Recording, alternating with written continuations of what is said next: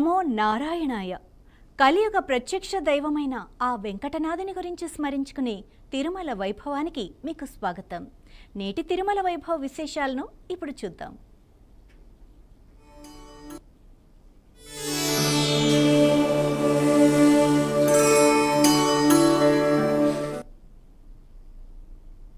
తిరుమలలో శ్రీవారి బ్రహ్మోత్సవాలు సెప్టెంబర్ నెలలో వైభవంగా జరగనున్నాయి. ఈ మహోత్సవాల కోసం తిరుమలలో ఏర్పాట్లు కూడా మొదలయ్యాయి. బ్రహ్మోత్సవాలు అంటే కేవలం ఉత్సవమూర్తుల ఊరేగింపు మాత్రమే కాదు, ప్రతిరోజు జరిగే ఒక్కో వాహన సేవకు ఒక్కో ప్రత్యేకమైన ఆధ్యాత్మిక భావం ఉంటుంది. పెదశేష వాహనంతో మొదలై భక్తులందరూ ఎంతో ఆసక్తిగా ఎదురుచూసే గరుడ వాహన సేవ వరకు హంస, సింహ, ముత్యపు పందిరి, కల్పవృక్షం, సర్వభూపాల, హనుమంత, సూర్యప్రభ, చంద్రప్రభ వంటి ఎన్నో వాహనాలపై శ్రీవారు భక్తులకు దర్శనమిస్తారు. ఇక రథోత్సవం, అశ్వవాహనం, చక్రస్నానంతో బ్రహ్మోత్సవాలు మరింత వైభవంగా సాగుతాయి. అసలు ఈ వాహనాలని ఎందుకు ఎంచుకున్నారు? ఒక్కో వాహనం వెనుక ఉన్న ఆధ్యాత్మిక భావం ఏంటి? బ్రహ్మోత్సవాల్లో ఏ వాహన సేవకు ఎలాంటి ప్రత్యేకత ఉంది? ఈ ఆసక్తికరమైన విశేషాలను ఇప్పుడు తెలుసుకుందాం.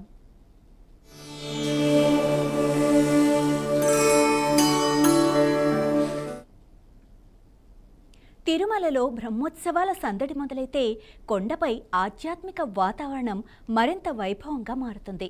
స్వామివారి ఆలయం చుట్టూ ఉన్న మాడవీధులు భక్తులతో నిండిపోతాయి. వేద మంత్రాల ఘోష, మంగళవాయిద్యాల నాదం, గోవిందనామస్మరణ, పుష్పాలంకరణ, విద్యుత్ దీపాల వెలుగులు, వీటి మధ్య స్వామివారి ఉత్సవమూర్తి వివిధ వాహనాలపై భక్తులకు దర్శనమిస్తారు.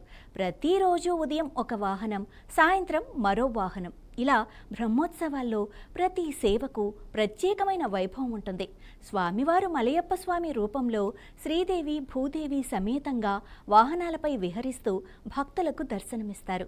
ఈ వాహన సేవలను కేవలం ఒక ఊరేగింపుగా చూడకుండా వాటి వెనుక ఉన్న ఆధ్యాత్మిక భావాన్ని తెలుసుకుంటే బ్రహ్మోత్సవాల వైభవం మరింత అర్థవంతంగా అనిపిస్తుంది. బ్రహ్మోత్సవాల్లో ప్రారంభమయ్యే ముఖ్యమైన సేవల్లో పెదశేష వాహన సేవ ఒకటి. శేషుడు అంటే శ్రీ మహావిష్ణువుకు అత్యంత సన్నిహితమైన దివ్య సర్పరూపం. స్వామివారు శేషతల్పంపై శయనిస్తారని పురాణాల్లో వర్ణిస్తారు. అందుకే శేషవాహనంపై స్వామివారి దర్శనం భగవంతుడికి, శేషుడికి ఉన్న అనుబంధాన్ని గుర్తు చేస్తుంది. పెదశేష వాహనంపై స్వామివారు మాడవీధుల్లో విహరిస్తూ ఉంటే చుట్టూ భక్తుల గోవిందనామస్మరణ మారుమోగుతుంది. వాహనంపై స్వామివారి అలంకరణ, పూలతో అలంకరించబడిన మాడవీధులు, వేద పండితుల మంత్రోచ్చారణ ఇవన్నీ కలిసి బ్రహ్మోత్సవాల ప్రారంభానికి ఒక ప్రత్యేకమైన శోభను తీసుకొస్తాయి. ఆ తర్వాత జరిగే చిన్నశేష వాహన సేవలో కూడా శేషుని అనుబంధమే కనిపిస్తుంది. భగవంతుడి పట్ల సంపూర్ణమైన సేవాభావానికి శేషుడు ప్రతీకగా భావించబడతాడు. తనకు అప్పగించిన సేవను ఎలాంటి స్వార్థం లేకుండా చేయటం, భగవంతుడికి సంపూర్ణంగా అంకితం కావటం, ఈ భావాన్ని శేషవాహన సేవ గుర్తు చేస్తుంది. అందుకే స్వామివారి వాహన సేవలను దర్శించే భక్తుల్లో కూడా సేవాభావం, వినయం, భక్తి వంటి భావాలు పెంపొందుతాయని విశ్వసిస్తారు. బ్రహ్మోత్సవాల్లో మరో అందమైన వాహనం హంసవాహనం. హంసను భారతీయ ఆధ్యాత్మిక సాంప్రదాయంలో వివేకానికి ప్రతీకగా భావిస్తారు. మంచి చెడులను గుర్తించి సరైన మార్గాన్ని ఎంచుకునే జ్ఞానానికి హంస ప్రతీకగా చెప్పబడుతుంది. హంసవాహనంపై స్వామివారి దర్శనం భక్తులు తమ జీవితాల్లో కూడా మంచి మార్గాన్ని ఎంచుకోవాలన్న ఆధ్యాత్మిక భావనను గుర్తు చేస్తుంది. స్వామివారి దివ్య అలంకరణతో హంసవాహనం మాడవీధుల్లో సాగుతుంటే ఆ దృశ్యం ఎంతో ప్రశాంతంగా, అందంగా కనిపిస్తుంది. తర్వాత సింహవాహన సేవ. సింహం అంటే ధైర్యం, శక్తి, పరాక్రమం. సింహవాహనంపై స్వామివారి దర్శనమివ్వటం భక్తుల్లో ధైర్యాన్ని నింపే ఆధ్యాత్మిక భావాన్ని కలిగిస్తుంది. జీవితంలో ఎలాంటి కష్టాలు ఎదురైనా భగవంతుడిపై నమ్మకంతో ముందుకు సాగాలన్న సందేశాన్ని ఈ సేవ గుర్తు చేస్తుంది. సింహవాహనంపై రాజసం ఉట్టిపడేలా దర్శనమిచ్చే స్వామివారిని చూసేందుకు భక్తులు ఎంతో ఆసక్తిగా ఎదురుచూస్తారు. బ్రహ్మోత్సవాల్లో అందంగా కనిపించే సేవల్లో ముత్యపు పందిరి వాహనం కూడా ఒకటి. ముత్యాలతో అలంకరించిన పందిరిలో స్వామివారు దర్శనమిస్తారు. వెలుగుల మధ్య మెరిసే ముత్యాలు మధ్యలో స్వామివారి దివ్యమంగళ రూపం, చుట్టూ భక్తుల గోవింద నామస్మరణ. ఈ దృశ్యం తిరుమల బ్రహ్మోత్సవాల వైభవాన్ని మరింత పెంచుతుంది. స్వామివారి దర్శనం కోసం వచ్చిన భక్తులకు ఈ వాహన సేవ ఒక అందమైన ఆధ్యాత్మిక అనుభూతిని అందిస్తుంది. ఆ తర్వాత కల్పవృక్ష వాహనం కూడా బ్రహ్మోత్సవాల్లో ప్రత్యేకమైనదే. కల్పవృక్షం అంటే కోరిన కోరికలను తీర్చే దివ్య వృక్షంగా పురాణాల్లో భావిస్తారు. కల్పవృక్ష వాహనంపై స్వామివారు దర్శనమివ్వటం భక్తుల కోరికలను ఆలకించి అనుగ్రహించే స్వామివారి కరుణకు ప్రతీకగా భావిస్తారు. తమ కుటుంబం సుఖంగా ఉండాలని, ఆరోగ్యం ఐశ్వర్యం కలగాలని, తమ కోరికలు నెరవేరాలని కోరుకుంటూ భక్తులు స్వామివారిని దర్శించుకుంటారు. అందుకే ఈ సేవలో భక్తుల మనస్సుల్లో కనిపించే విశ్వాసం మరింత ప్రత్యేకంగా ఉంటుంది. అలాగే బ్రహ్మోత్సవాల్లో సర్వభూపాల వాహనంలో స్వామివారి రాజాదిరాజ వైభవం కనిపిస్తుంది. భూలోకాన్ని పాలించే రాజులందరికీ అధిపతి అయిన పరమాత్మగా స్వామివారిని దర్శించుకునే భావన ఈ సేవలో కనిపిస్తుంది. ఎన్ని అధికారాలు పదవులు ఉన్నా అంతిమంగా భగవంతుడి ముందు అందరూ సమానమే అన్న భావన కూడా ఈ వాహన సేవ గుర్తు చేస్తుంది. స్వామివారు సర్వలో కాలకు అధిపతి, భక్తులందరికీ ఆశ్రయదాత అన్న విశ్వాసంతో ఈ సేవను భక్తులు దర్శించుకుంటారు. ఇక బ్రహ్మోత్సవాల్లో అత్యంత వైభవంగా జరిగే సేవ గరుడ వాహన సేవ.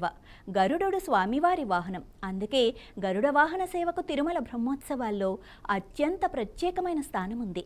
గరుడ వాహనంపై మలయప్ప స్వామి దర్శనమిచ్చే రోజున తిరుమల మాడవీధులన్నీ భక్తులతో నిండిపోతాయి.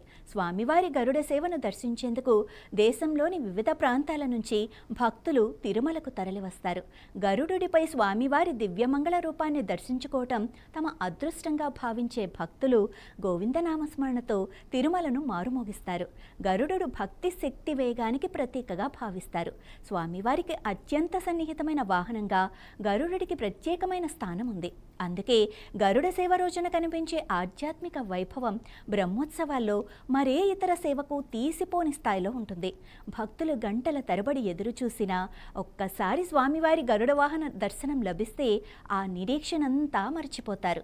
అదే గరుడ సేవకు ఉన్న ప్రత్యేకత. అదేవిధంగా హనుమంత వాహనం కూడా భక్తులను విశేషంగా ఆకట్టుకుంటుంది. హనుమంతుడు అంటే భక్తి, సేవ, ధైర్యం. శ్రీరాముడి సేవలో తన జీవితాన్ని అంకితం చేసిన హనుమంతుడి రూపం భగవంతుడిపై సంపూర్ణమైన భక్తికి ప్రతీకగా నిలుస్తుంది. హనుమంత వాహనంపై స్వామివారి దర్శనం భక్తుల్లో కూడా స్వామివారి పట్ల అచంచలమైన విశ్వాసం, సేవాభావం ఉండాలని గుర్తు చేస్తుంది. మాడవీధుల్లో హనుమంత వాహనం సాగుతూ ఉంటే భక్తులు గోవిందనామస్మరణతో స్వామివారిని దర్శించుకుంటారు. బ్రహ్మోత్సవాల్లో మరో ముఖ్యమైన సేవ సూర్యప్రభ వాహనం. సూర్యుడు వెలుగుకు, శక్తికి, జీవనానికి ఆధారం. సూర్యప్రభ వాహనంపై స్వామివారు దర్శనమివ్వటం భక్తుల జీవితాల్లో కూడా జ్ఞాన వెలుగులు నింపాలని కోరుకుని ఆధ్యాత్మిక భావాన్ని కలిగిస్తుంది. సూర్యకిరణాల్లా స్వామివారి అనుగ్రహం అందరి జీవితాల్లో వెలుగులు నింపాలని భక్తులు ప్రార్థిస్తారు. సూర్యప్రభ తర్వాత చంద్రప్రభ వాహనం. చంద్రుడు ప్రశాంతతకు, చల్లదనానికి ప్రతీకగా భావిస్తారు. చంద్రప్రభ వాహనంపై స్వామివారి దర్శనం భక్తుల మనస్సులకు ప్రశాంతతను అందించే అనుభూతిని కలిగిస్తుంది. రోజంతా ఉత్సాహంగా సాగిన బ్రహ్మోత్సవాల మధ్య రాత్రివేళ చంద్రకాంతి వంటి వాతావరణంలో స్వామివారి దర్శనం భక్తులకు ఎంతో ప్రత్యేకంగా అనిపిస్తుంది. బ్రహ్మోత్సవాల్లో మరో అద్భుతమైన ఘట్టం రథోత్సవం. భారీగా అలంకరించిన రథంపై స్వామివారు మాడవీధుల్లో విహరిస్తారు. ఈ సేవలో ఒక ప్రత్యేకత ఉంది. ఇక్కడ భక్తుడు కేవలం స్వామివారిని చూస్తూ ఉండడు, రథాన్ని స్వయంగా లాగుతూ స్వామివారి సేవలో భాగస్వామి అవుతాడు. వేలాది మంది భక్తులు కలిసి రథాన్ని లాగుతూ గోవిందనామస్మరణ చేస్తూ ముందుకు సాగుతారు. ఆ సమయంలో మాడవీధుల్లో కనిపించే భక్తి ఉత్సాహం మాటల్లో చెప్పలేనిది.